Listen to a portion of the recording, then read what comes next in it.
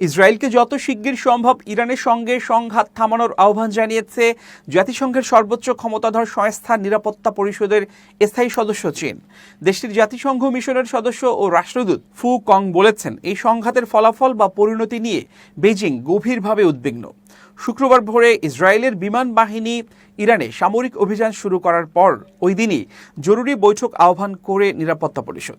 সেই বৈঠকে ফু কং বলেন, ইরানের সার্বভৌমত্ব, নিরাপত্তা ও আঞ্চলিক অখণ্ডতার উপর হামলা করেছে ইসরায়েল। আমরা এই হামলার সম্পূর্ণ বিরোধিতা করছি। সেই সঙ্গে ইসরায়েলের প্রতি আহ্বান জানাচ্ছি, যত শিগগির সম্ভব সংঘাত থামান এবং ঝুঁকিপূর্ণ সামরিক পদক্ষেপ নেওয়া থেকে বিরত থাকুন।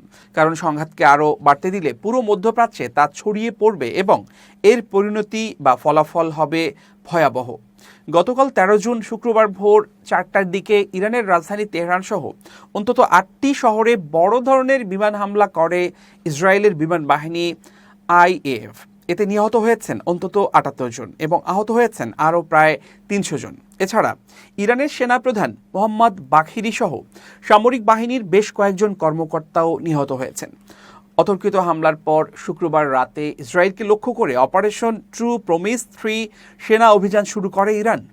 এতে 3 জন নিহত এবং 63 জন আহত হয়েছেন। আহতদের মধ্যে 2 জনের অবস্থা আশঙ্কাজনক।